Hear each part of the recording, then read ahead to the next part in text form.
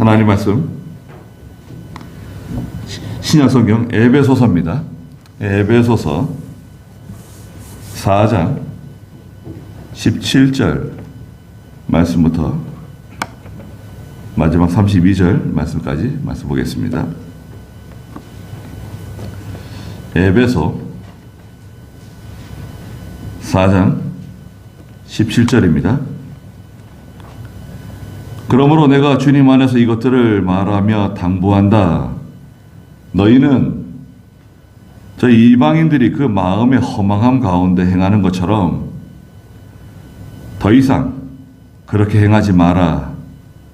그들의 지각은 어두워져 있으며 그들 속에 있는 무지와 완고함 때문에 그들은 하나님의 생명에서 떠나 있다. 그들은 감각 없는 자들이 되어 자신들을 방탕에 내어줌으로 정욕 가운데서 온갖 더러운 일을 행한다. 그러나 너희는 그리스도를 이와 같이 배우지 않았다.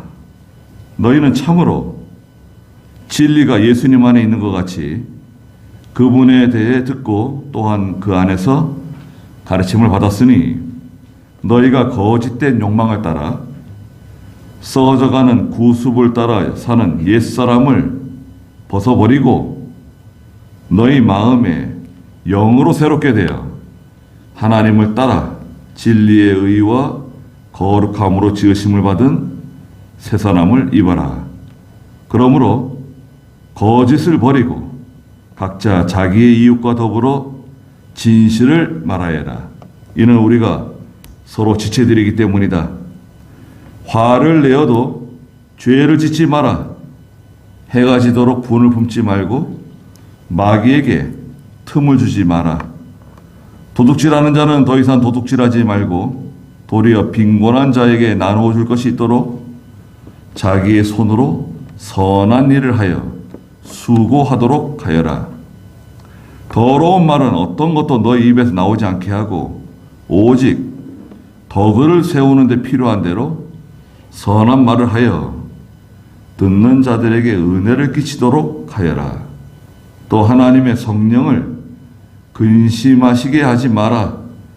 너희가 성령 안에서 구속의 날까지 인치심을 받았으니 모든 악독과 노함과 분냄과 고함치는 것과 욕설을 모든 악의와 함께 버려라.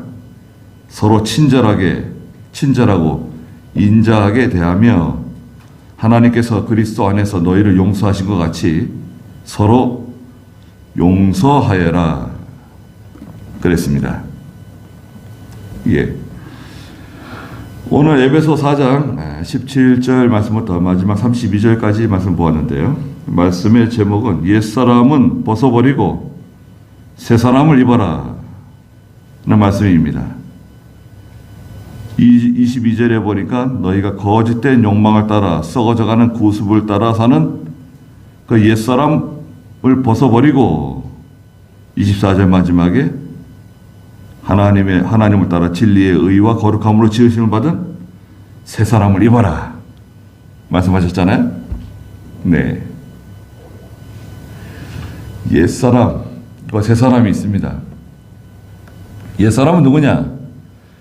옛사람은 예수 믿기 전에 사람이에요. 여러분. 옛사람은 예수 믿기 전에 사람. 새 사람은 예수 믿은 후에 사람입니다. 같은 몸이에요. 같은 몸인데 전에 믿지 않을 때는 옛사람이고요. 예수 믿은 후로는 새 사람이에요. 다른 말로는 예수 믿기 전에 몸 있잖아요. 몸은 같은 몸인데 이 몸을 예수 믿기 전에는 부패성이라 그래. 부패성. 인간의 부패성. 부패성은요. 욕심입니다. 욕심. 무력과 정욕과 사욕을 따라 그것을 쫓아 살아가는 부패성. 물론 같은 부패성인데요. 육체는 육체인데 예수 믿은 후로는 이 육체가요. 하나님의 거룩한 성전이 돼요. 여러분, 우리 몸이, 이 몸이요. 여러분, 몸이, 육체가 하나님의 거룩한 성전이라 그러셨어요. 고린도전서 3장 6장에 보면 하나님 모시고 있잖아요, 여러분. 그렇잖아요. 하나님 모시고 계시죠. 성령을 모시고 있잖아요. 예수님 모시고 있잖아요. 하나님을 모시고 있는 그 몸은 거룩한 몸이에요. 얼마나 참 놀라운 일입니까? 그래서 4장 1절에서는 부르심에 합당하게 살아야 된다는 거예요. 4장 1절 한번 읽어보시겠어요? 그러므로 주 안에서 갇힌 자들 내가 너희에게 권하니 너희는 부르심을 받은 그 부르심에 합당하게 행하여라. 부르심을 받았잖아요, 여러분. 부르심을 받지 않으면 예수 믿지 못해요. 예배당에 못 나와요. 쉬운 말로 말하자면. 여러분이 예배당 나오는 게 얼마나 어려운 건지 모릅니다. 이 예배당에 나오려면요, 눈에 보이지 않는 엄청난 장애물들을 통과해야 돼요. 마귀는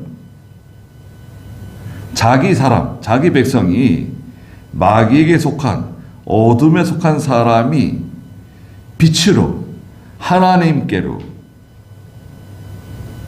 하나님의 백성들이 있는 성전으로 가는 것을 극도로 싫어합니다. 그래서 예배당 못 나가게, 믿지 않는 사람이 예배당 나오려면요, 그 보통 어려운 게 아닙니다.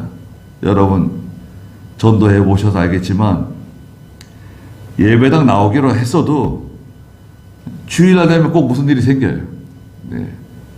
갑자기 뜬금없이 친척이 찾아온다든지 형제들이 찾아온다든지 갑자기 무슨 일이 생겨요. 그래가지고 예배당 나가려고 그랬는데 못 나가게 돼요. 아니, 다음 주에 꼭 나갈게. 그 다음 주도 못 나온 일이 생기고, 만약에 세 번째 못 나온 일이 또 생기잖아요? 그러면요, 그분 예배당 나오기 쉽지 않아요. 스트레이트로 그냥 3번 연달아 이렇게 약속이 깨지잖아요. 그 예배당 나오기가 쉽지 않습니다. 겸연쩍어져요. 약속을 계속 어겼잖아요. 겸연쩍어지고 미안하게 되고, 내가 예배당 안 나가면 되지, 자꾸 예배당 나간다 그래가지고 이렇게 부담을 느끼고 겸연쩍어지고 미안한 마음이 들고, 내가 그럴 필요가 뭐가 있어, 안 나가면 되지, 이래가지고 예배당을 아예 못 나올 수도 있어요. 그 마귀는 예배당 나오기 못하게 합니다. 우리가 부르심을 받아가지고 이렇게 하나님 백성이 되고 예배당에 나와서 하나님 섬기잖아요. 부르심을 받았으니 그 부르심에 합당한 생활을 해야 된다는 거예요, 성도는. 거기서 사도 바울이 에베소에 있는 성도들을 향해서, 오늘날 저희들을 향해서 당부하는 말씀이 있어요. 17절 한번 읽어보시겠어요? 그러므로 내가 주님 안에서 이것을 말하여 당부한다. 너희는 이방인들이 그 마음의 허망함 가운데 행하는 것처럼 더 이상 그렇게 행하지 마라. 그들의 지각이 어두워져 있으며 그들 속에 있는 무지와 완고함 때문에 그들은 하나님의 생명에서 떠나 있다. 그들은 감각 없는 자들이 되어 자신들을 방탕에 내어주므로 정욕 가운데서 온갖 더러운 일을 행한다. 네, 내가 주님 안에서 이것들을 당부하는데 뭘 당부하느냐? 너희는 저 이방 사람들이 그 마음의 허망함 가운데 행하는 것처럼 더 이상 그렇게 행하지 말라는 거예요.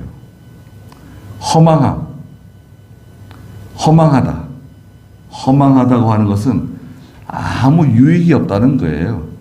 아무 유익이 없는, 하나님도 없고 소망도 없고 목적도 없고 그 열매도 없는 그 세상에서 죽으라고 고생하고 자기 나름대로 열심히 산다고 사는데요,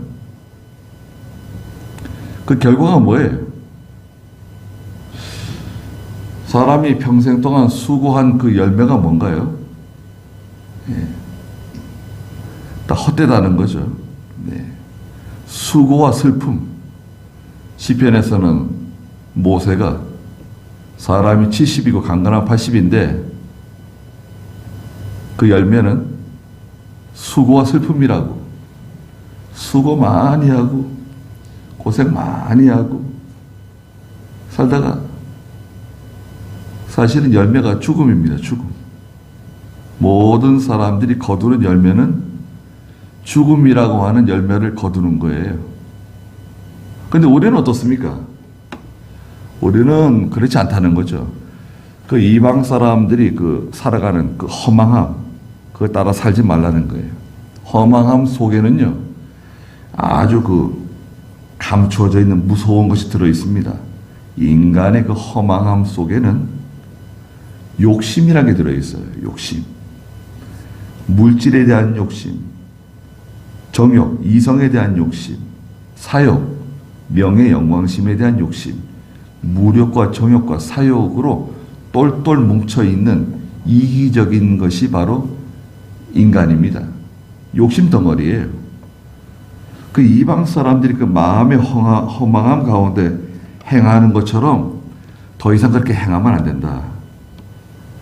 그들은 18절에 지각이 어두워져 있는 사람들이다.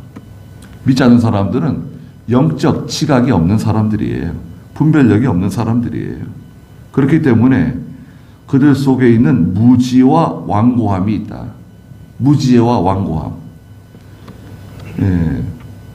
미련한데 하나님에 대한 지식이 없잖아요. 하나님에 대한 지식도 없는데 또 완고해. 너무 교만하고 고집이 대단해요. 자기 주장, 자기 뜻이 있어요. 고집 피울 필요가 없는데 고집이 이렇게 세요. 자기 주장이 있습니다. 자기 주장.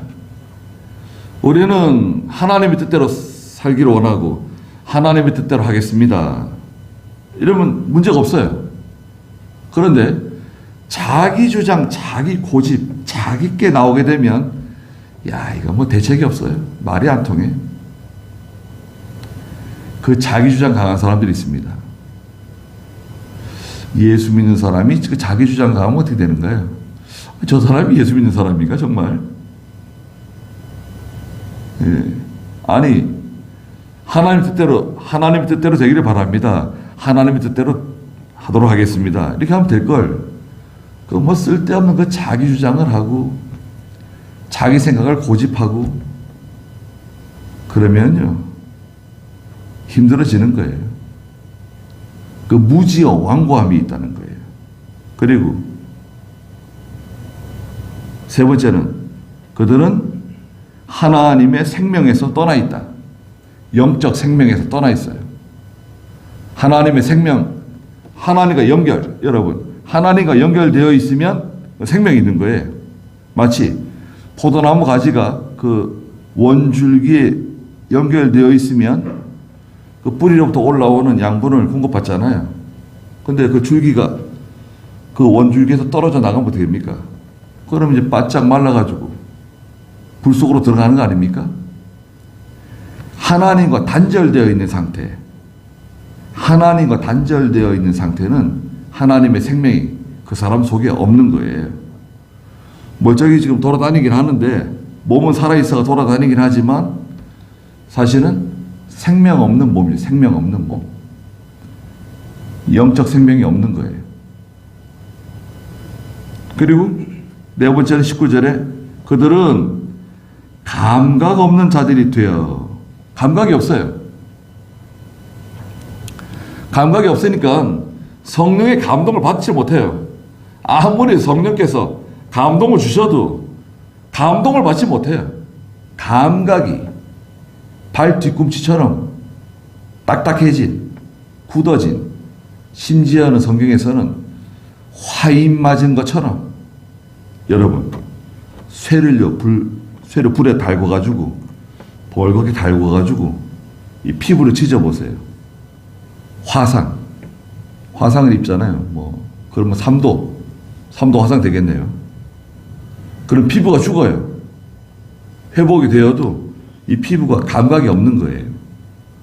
그런 감각 없는 양심, 화인 맞은 양심이라 그래요. 하나님 없는 사람의 양심은 있긴 있는데 감각 없는 양심을 가진 사람들이다.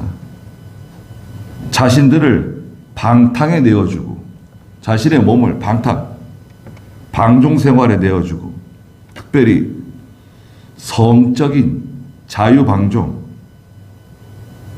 생활하는 것입니다. 정욕 가운데서 온갖 더러운 일을 행한다.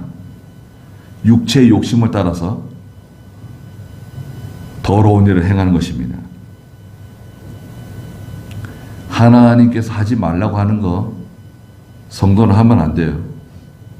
성경에 하지 말라고 하는 게 있잖아요. 그건 더러운 것이다. 그건 악한 것이다. 그건 잘못된 것이다. 기본적으로 계명에서는 5계명이 뭔가요, 여러분? 5계명은 내 부모를 공경하라는 거죠. 부모 공경하는 거예요. 하나의 명령이에요. 6계명은 살인하지 말라는 거죠. 살인하면 안 되죠. 7계명은 간음하지 말라는 거예요. 잘못된 그런 성생활, 선을 넘는 거 하지 말라는 거예요. 남편이 아닌, 아내가 아닌, 정당하지 않은. 그 다음에 8계명은 뭐죠? 도둑질하지 말라는 거 아닙니까? 도둑질하지 말라 이거예요. 뒤에도 나오지만 도둑질을 하면 안 됩니다. 그래서 이런 그 이방 사람들이 행하는 허망한 일에 동참하지 말고 그것을 부러워하지 말고 그것을 관심 있게 쳐다보지 말라는 거예요. 그렇게 하면 안 된다. 이게 다 옛사람의 행위인데요. 20절에 그러나 너희는 그리스도를 이와 같이 배우지 않았다. 우리 예수님은 어떻게 배웠습니까? 하나님 말씀을 어떻게 배웠습니까? 네. 하나님은 그런 걸 원하지 않으시는 거죠. 어떻게 배웠는지 기억을 해야 됩니다. 우리가 무슨 일을 할 때 하나님께서는 어떻게 하는 걸 원하실까? 내가 어떻게 배웠는가? 이런 일을 만났을 때 어떻게 처리해야 되는가? 어떻게 판단해야 되는가? 조급한 마음 먹지 마세요, 여러분. 조급한 마음 있잖아요. 조급한 마음은 열정이라는 가면을 쓰고 다가옵니다, 여러분. 다시 한번 들어보세요. 조급한 마음은요, 너는 열정적인 사람이야. 넌 할 수 있는 사람이야. 넌 대단한 사람이야. 그런 가면을 뒤집어 쓰고 나타나요. 넌 열정적인 사람이야. 한번 해봐. 도전해봐. 괜찮아. 문제 없어. 다른 사람은 다 하는데 너는 왜 안 하냐? 뭐 이런 식이에요. 그게 열정인가요? 그게 뭐 도전할 수 있는 그런 뭐 대단한 일이에요? 생각을 해봐야 돼요. 우리는 하나님 편에서 생각해야 돼요. 진리 편에서 생각을 해야 돼요. 어떻게 배웠습니까?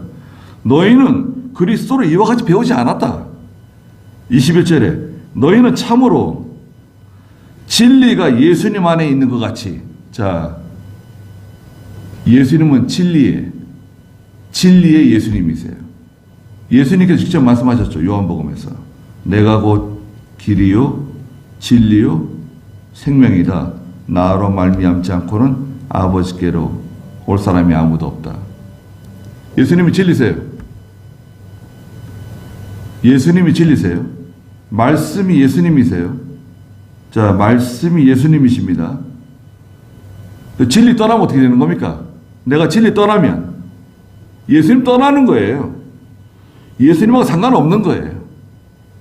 아니, 내가 하나님의 백성이라면서, 내가 믿는 사람이라 그러면서, 죄 용서받고 구속함을 받아서 하나님 백성 됐잖아요.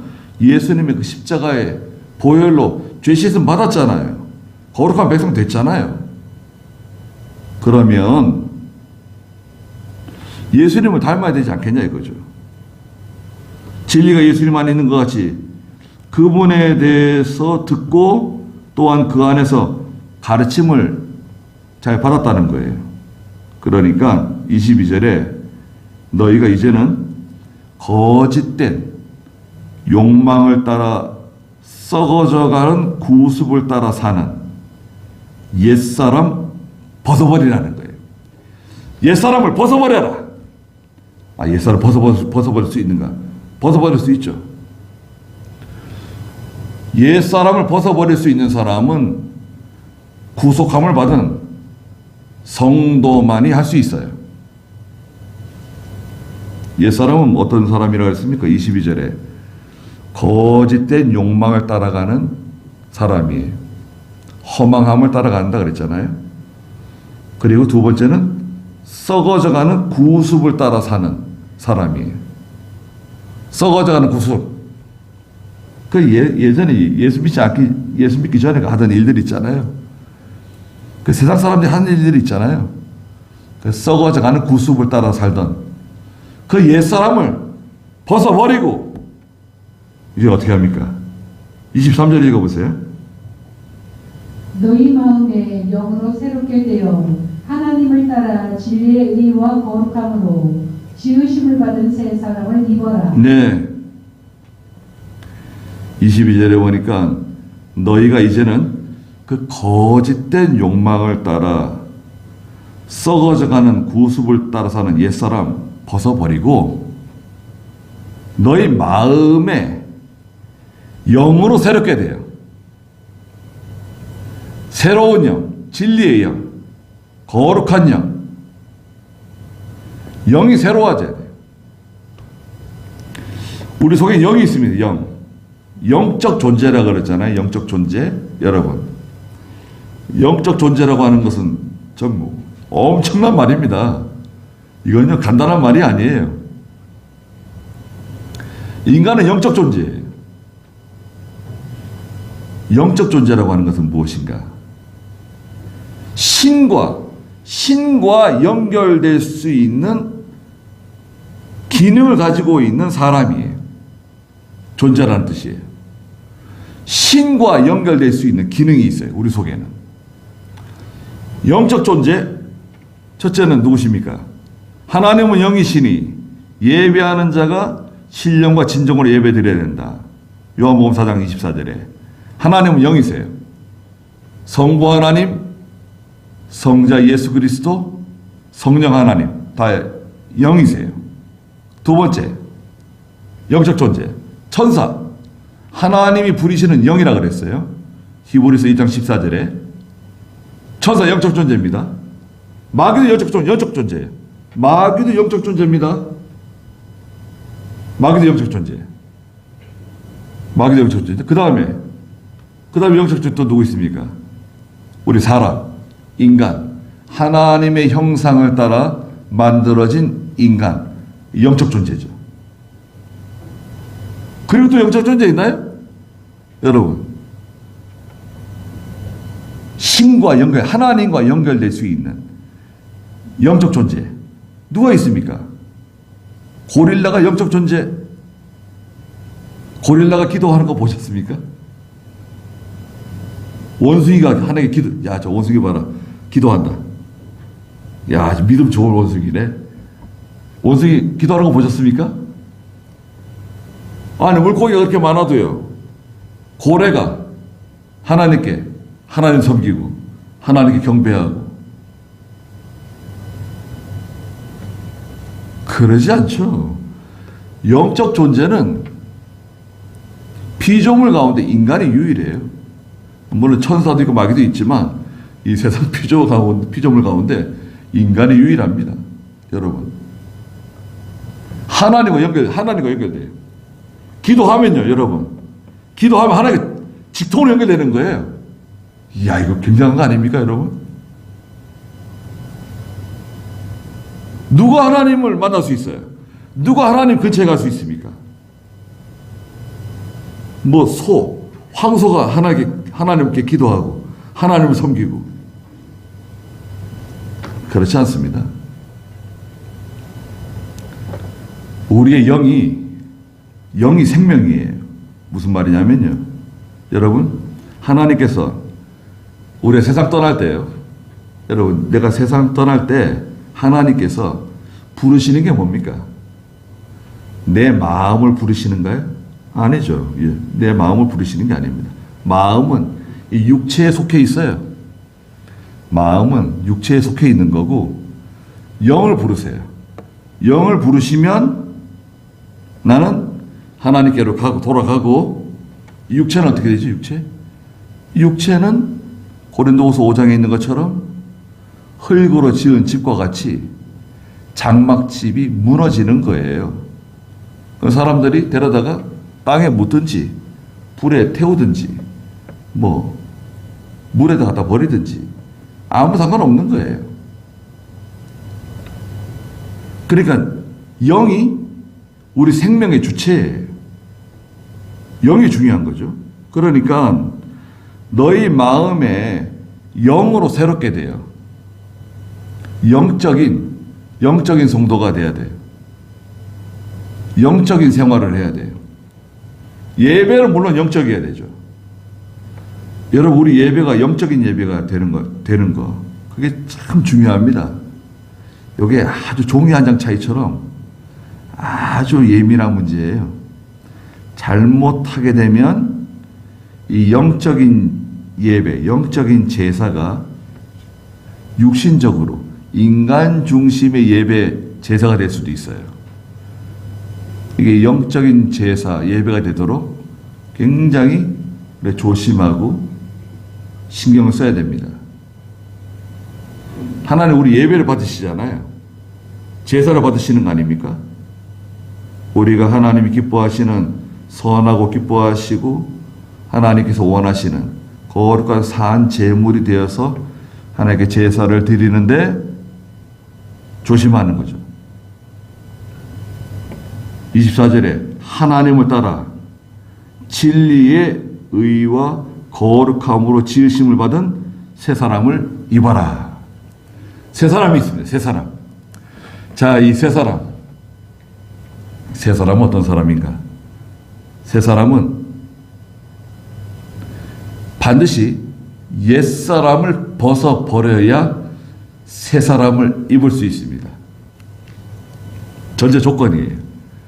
이 새 사람은 어떤 사람인가? 마음이 영으로 새롭게 된 사람이라 그랬죠. 다른 말로는 심령이 새롭게 된 사람이에요. 심령이 변화를 받은 중생한 영의 인도를 받는 마음을 가진 사람이에요. 중생한 영이 주장하는 사람, 신앙 양심을 사용하는 사람, 중생한 영이 있습니다. 거듭난 영이에요. 여러분, 예수 믿는 사람은 그 속에 생명의 씨앗이 들어있는데 그 생명의 씨앗은 하나는 말씀이고요. 누가복음 8장 11절에 보면 씨는 말씀이다 그러셨어요. 말씀이 우리 속에 있고요. 그 생명의 씨앗입니다. 또 하나는 무엇인가? 또 하나는 바로 중생한 영이에요. 거듭난 영이에요. 중생한 영이 우리 속에 있는데 그 중생한 영을 사용하는 마음을 가져야 된다는 거예요.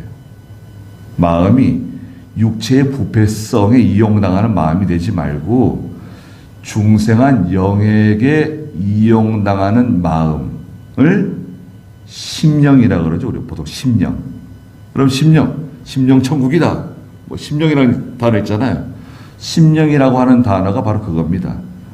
거듭난 중생한 영에게 이용당하는 성도의 마음. 그 마음이 중요해요. 왜 마음이 중요하냐면 마음이 원하는 것을 육체가 따라가요. 마음이 가는 곳으로 몸이 가요.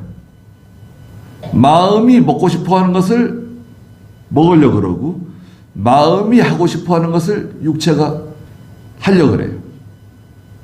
그러니까 이 육체보다는 누가 더 위에 있는 거죠? 마음이 더 위에 있어요. 마음이 중요해요. 마음이 원하는 것을 이 몸이 따라갑니다. 마음이 가는 곳에 몸이 가는 거예요, 여러분.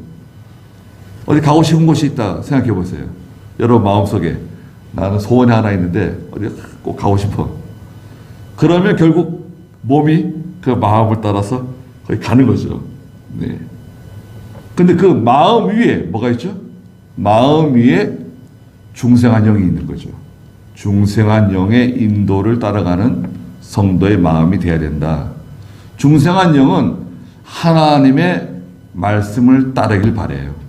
하나님의 뜻대로 살기를 바래요. 거기에 생명이 있거든요.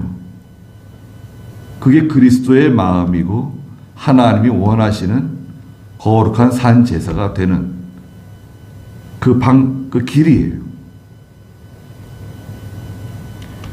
새 사람을 입어야 돼요.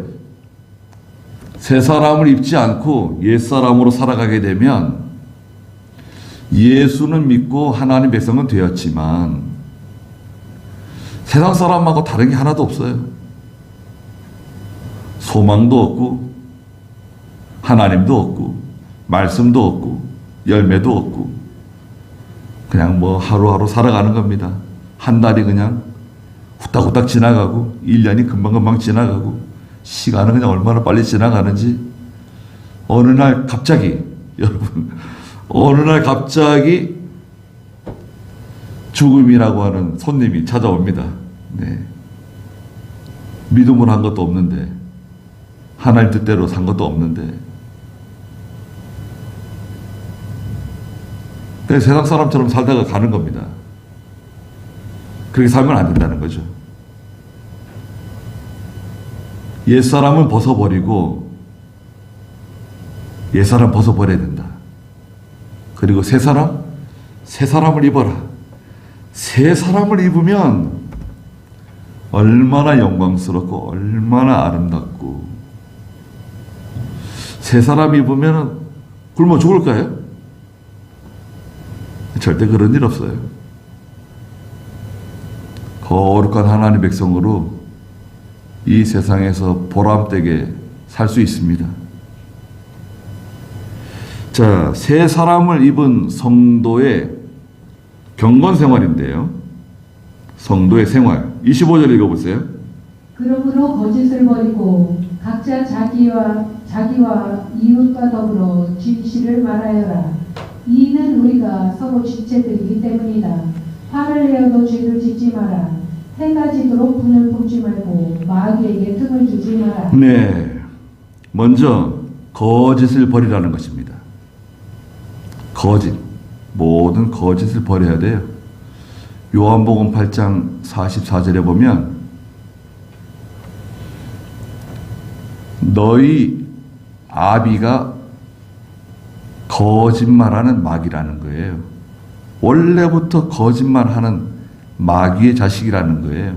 거기 요한복음 8장 44절 읽어보시겠어요? 너희는 너희 아비 마귀에게서 나서 너희 아비의 욕심을 따라 행하려 한다. 그는 처음부터 살인자였고 진리 안에 서 있지 않았으니 이는 진리가 그 안에 없기 때문이다. 그가 거짓을 말할 때마다 자기 본성에서 말하는 것인데 그가 거짓말쟁이며 거짓의 아비이기 때문이다. 마귀가 거짓말의 아비예요. 거짓에 속하게 되면 누구한테 지배를 받는 거죠? 마귀에게 지배를 받는 거예요. 마귀 자식이 말하자면 하나님 백성이라도 여러분 하나님 백성이라도 거짓에 속하게 되잖아요. 그 마귀의 지배를 받아요. 하나님 백성이라도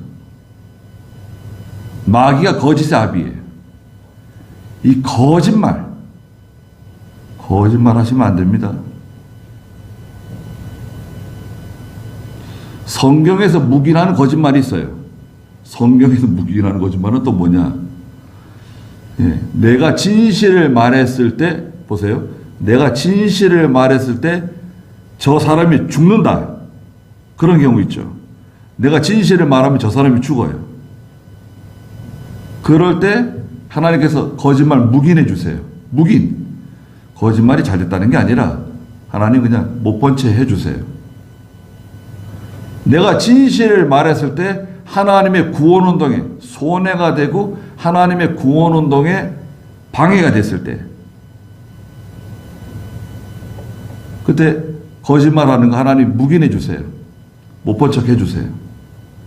그런 거 외에는 생명에 관한 거 아니고 하나님의 구원운동에 관한 게 아니면 진실해야 됩니다. 손해보더라도 거짓말하지 말아야 돼요. 손해보더라도 여러분 손해보더라도 진실을 말한다. 거짓말하지 말아야 됩니다. 거짓을 미워야 돼요. 이 거짓말하는 사람들이 다스려야 되는데 이 거짓말하고도 그냥 뻔뻔하고 죄책감 없이 행동하고 또 그런 사람들을 추종하고 우리는요 진실한 편에 서고 다 진실하지 않더라도 누가 더 진실하냐? 누가 더 거짓말을 하는 거냐 이거? 아이 거짓말하는 거는 미워하셔야 돼요. 우리 믿는 성도가 맞지 않아요. 한국 사람들 진실하다고 다른 사람 물건 손 안 댄다고 뭐 선진국이라고 교양 있는 사람들이라고 그렇지만 사기꾼들이 얼마나 많습니까? 한국 사람들 사기 피해가 얼마나 많아요. 그냥 거짓말로 그냥 얼굴색 하나 변하지 않고 그들 가운데 또 믿는 사람이 있을지도 몰라요. 다른 사람을 속여서 이득을 취하고 다 거짓이에요. 거짓 버리라는 거예요. 두 번째, 각자 자기 이웃과 더불어 진실을 말해라. 진실을 말해. 정직해야 돼요. 이는 우리가 서로 지체들이기 때문이다. 여기서 이웃은 특별히 믿는 성도들이 믿는 성도들 가운데 진실을 말해야 된다. 26절에 화를 내어도 죄를 짓지 마라. 화를 내지 마라. 이렇게 말씀하지 않고 성경에 화를 내어도 죄를 짓지 말라고. 살다 보니 화가 날 때가 있다는 거예요. 화가 막 끓어오를 때가 있는데 속에서 그냥 마가 끓어오르는 것처럼 막 부글부글 끓어오르는데 화가 나긴 나는데 죄를 짓지 말라는 거예요. 화를 내어도. 분을 내게 되면 야고보 2장 20절에는 하나님의 의를 이루지 못한다 그랬어요. 야고보 1장 20절 한번 읽어볼까요? 분을 내게 되면 그 예수 믿는 사람이 화내고 분내고 이러면요 1장 20절 이는 사람의 노하는 것이 하나님의 의를 이루지 못하기 때문이다. 예수 믿는 사람이 분내고 막 화내고 이러잖아요. 하나님의 의를 이루지 못한다는 거예요. 화내고 막 싸우고 이러면 기도가 잘 될까요? 여러분? 화날 때 그 얼굴 표정 보세요. 화냈을 때 그 얼굴 표정. 뭐 남자든 여자든 뭐 그 얼굴 표정. 그 표정이 보기 좋아요? 화내고 서로 싸우고 다투고 기도가 잘 되겠습니까? 기도가 안 돼요. 화내시면요, 여러분. 화내시면요, 제일 먼저 기도가 안 돼요. 화내시지 마세요. 또 분을 내어도 해가 지도록 분을 품지 말라는 거예요. 해가 지기 전에 그 분을 풀으라는 거예요. 분이 여기 속에 쌓여 있잖아요. 그걸 빨리 풀으라는 거예요. 해가 지기 전에. 왜냐하면 이 분은요, 스스로 이 자생력이 있어요. 내버려 두면 점점 커져요. 화가 막 점점 저 산 위에서 굴러내려오는 눈덩어리처럼요. 점점 커지는 거예요. 분을 풀어야 되는데 이 분을 풀지 않으면 그래서 결국 사람을 죽이기도 하는 겁니다. 분을 풀지 않으니까 계속 이게 분이 커져가지고요. 화가 커져가지고 결국 사람을 죽이는 데까지 이르는 거예요. 해가 지기 전에 분을 풀으라는 거예요. 분을 풀 때 어떻게 풀냐? 방법이 있습니다. 로마서 12장에 보면 원수 갚는 것이 하나님께 있다. 그걸 믿는 거예요. 하나님, 원수 갚는 것이 하나님께 있다고 말씀하지 않았습니까? 12장 19절인가요? 로마서 12장 19절 읽어보세요. 사랑하는 자들아 너희가 스스로 원수를 갚지 말고 하나님의 진노하심에 맡겨라. 기록되기를 원수 갚는 것이 내게 있으니 내가 갚겠다라고 주께서 말씀하신다. 원수 갚는 건 힘들어요. 왜 힘드냐? 원수 갚으려면 그 사람보다 내가 더 못된 사람이 돼야 돼요. 그 사람보다 더 욕을 잘하는 사람이 돼야 돼요. 그 사람보다 더 잔인한 사람이 돼야 돼요. 그게 쉬워요? 그러니까 원수를 내가 갚지 말고 원수 갚는 건 누가 갚아주신다 그랬죠? 하나님이 갚아주신다는 거예요. 여러분, 하나님은 원수 갚으시고 보복하시는 하나님이세요. 여러분 잘 들어두세요. 이사야서에도 그렇고 시편도 그렇고 하나님은 원수 갚으시고 반드시 보복하시는 분이세요. 그냥 넘어가시는 분이 아니세요. 그걸 내가 하려고 그러지 말고 전능하신 하나님께 맡기세요. 하나님이 원수 갚는 것은 하나님께 있다고 말씀하지 않았습니까? 하나님이 대신 갚아주시옵소서. 그리고 맡기고 해가 지기 전에 분을 푸는 거예요. 하나님께 다 맡기시면 이 분이 풀어지는 거예요. 눈 녹듯이 다 녹아내리는 거예요. 그 분을 푸세요. 그거를 가지고 있으면 안 돼요. 여러분 병 나요, 병. 화병 나요, 화병. 그리고 27절에 마귀에게 틈을 주지 마라. 마귀에게 틈 주지 말라 그랬잖아요. 기도가 안 된다니까요. 여러분, 화내고 분을 내면 기도가 안 돼요. 누구 좋은 일 시키는 겁니까? 기도가 안 되고 하나님의 은혜를 받지 못해요. 화가 잔뜩 나 있고 분이 가득 차 있는 사람이 어떻게 하나님의 은혜를 받겠습니까? 마귀에게 틈을 주지 마세요. 28절, 도둑질하는 자는 더 이상 도둑질하지 말고. 자, 지금 첫째는 거짓 세대에서 말씀하셨죠. 거짓된 행동하지 말라는 건 거짓말 하지 말라는 거죠. 두 번째는 화를 내어도 분을 품지 말라는 거 아니에요. 세 번째는 도둑질하지 말라는 겁니다. 도둑질. 아니 무슨 내가 무슨 도둑질하는 것이냐. 도둑질하는 자는 더 이상 도둑질하지 말고 도리어 빈곤한 자에게 나눠줄 것이 있도록 자신의 손으로 부지런히 일해서 몇 푼이나 돈을 벌어서 자기가 하나님께 드릴 거 드리고 구제할 거 구제하고 부지런히 손으로 일하라는 거예요. 게으르지 말고. 도둑질은 여러 가지 도둑질이 있습니다. 말라기서에서는 하나님께 제물을 드리는데 잘못된 제물을 드렸어요. 병든 제물을 드렸어요. 그것도 도둑질입니다. 하나님께 마땅히 드려야 될 것이 있는데 그거를 내 것으로 삼고 다른 것으로 병든 거, 약한 거, 부족한 것으로 하나님께 드렸어요. 말라기서에서. 하나님께 책망하셨죠. 또 11조 도둑. 11조 하나님께 드리지 않으면 11조 도둑되는 거예요. 왜 11조 도둑이냐? 11조는 하나님의 것이라 그랬어요. 다 하나님의 것인데 10분의 9는 우리에게 주신 거고 10분의 1은 하나님의 것이에요. 10분의 1 하나님께 드리지 않으면 11조 도둑이 되는 겁니다. 그 다음에 주일, 안식일 도둑도 있어요. 안식일 도둑. 주일은 주님의 날이에요. 하나님의 날이에요. 날 도둑되는 거예요. 예수 믿는 성도의 가장 기본이 주일 지키는 거하고 11조 생활이에요. 기본입니다. 예전에는 새벽 예배까지 포함시켰는데 예수 믿으면 새벽 예배 나가는 건데 자동적으로. 예수 믿으면 새벽 예배 나가는 겁니다.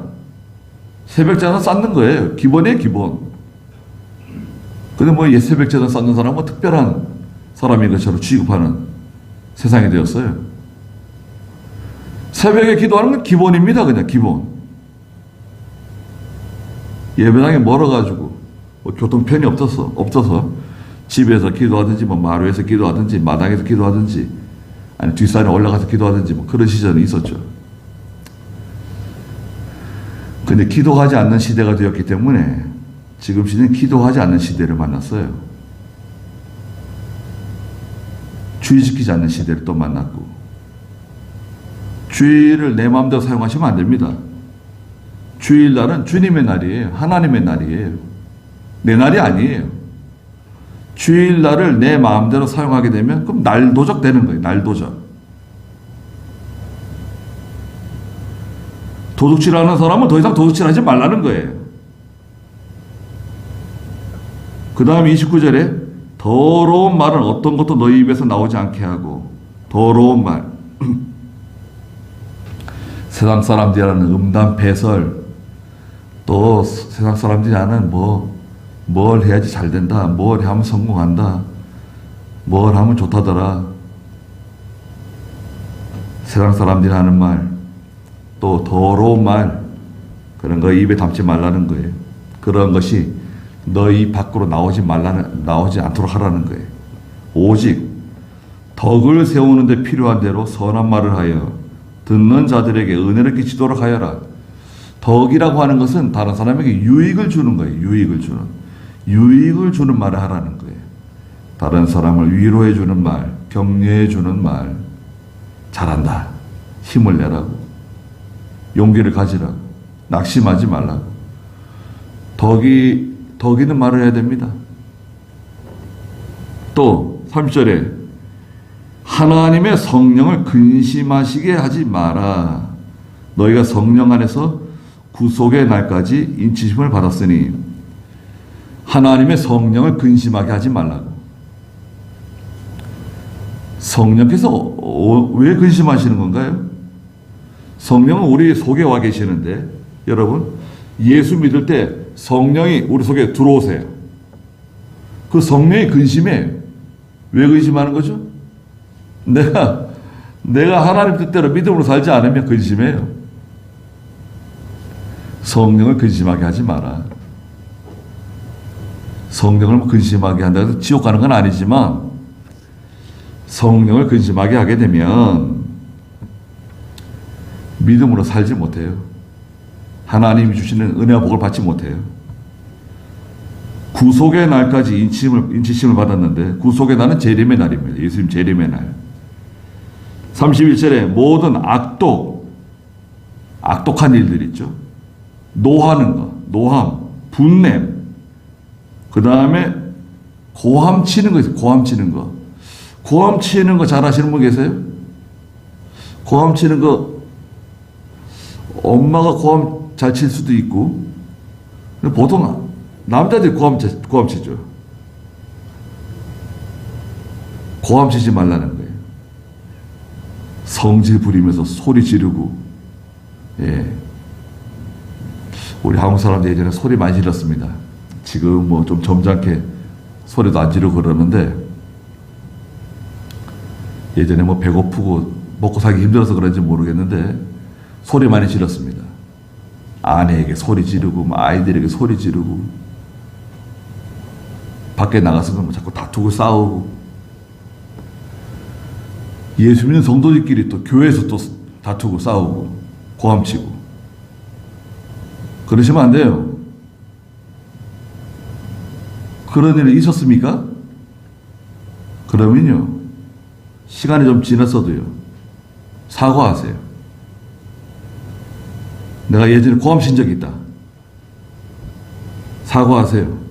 내가 30년 전에 말이야, 20년 전에 말이야, 고함 친 적이 있는데 생각나냐고 물어보시고, 아니 미안하다고. 그때 내가 왜 그랬는지 모르겠다고. 미안하다 그러세요. 사과하세요. 고함 치시면 안 됩니다. 욕설, 욕하면 안 돼. 예수님께서 욕하면 안 됩니다. 전에 성경에서는 회방하는 말, 회방이라고 번역을 했는데 욕하는 겁니다. 상대방에 대해 욕하는 일. 점잖게 예배드리고 나가서 또 욕하고 모든 악의와 함께 버려라. 서로 32절에 친절하고 인자하게 대하며 하나님께서 그리스도 안에서 너희를 용서하신 것 같이 서로 용서하라는 거예요. 하나님께서 다 용서해 주셨잖아요. 우리 1만 달란트 빚진 자와 같다 그랬어요. 용서받은 사람들입니다. 우리가 얼마나 큰 그 용서를 받았습니까? 예, 용서해 줄 줄 알아야 돼요. 용서해 주고 또 기다려 주고 잘 참으세요. 잘 참고. 그래서 옛사람은 어떻게 하죠? 옛사람은 벗어버리고 그 허망함을 따라 살던 그 이방 사람들이 길로 가서 옛사람 벗어버리고 육체를 따라가던 생활 벗어버리고 새 사람을 입어라. 진리의 예수 그리스도를 통해서 예수 그리스도를 옷 입는 거예요. 새 사람을 입고 진리의 사람이 되고 그리고 이제는 모든 거짓을 버리고 또 진실하게 살아야 되고 그리고 노하고 분내고 다투는 거 그거 이제 그만두고 도둑질하는 일 하나님의 거 도둑질하지 말고 남의 거 도둑질하지 말고 더러운 말 어떤 더러운 말도 하지 말고 성령을 근심하게 하지 말라는 거죠. 악동, 노함, 분냄, 고함 치는 거 욕설 다 갖다 버리라는 거예요. 다 그 옛사람의 생활이니까 이제 그거 다 갖다 버리고 서로 친절하고 인자하고 원수 갚는 건 누구한테 있다 그랬죠? 내가 원수 갚아야 되겠다. 영어 찍어요? 그러면 안 됩니다. 언젠가 내가 영어 꼭 갚아버리겠다. 그러지 마세요. 원수 갚으려고 하는 마음이 있으면 몸에 병 나요. 하나님께 맡기세요. 거기까지 하고 기도하겠습니다. 우리 주 예수 그리스도의 크신 은혜와 하나님 아버지의 무한하신 사랑하심과 성령의 감화하시고 감동하시는 은혜의 역사가 사랑하는 모든 성도들과 믿음의 가정들과 믿음의 자녀들에게 항상 계시기를 축원하옵나이다. 아멘.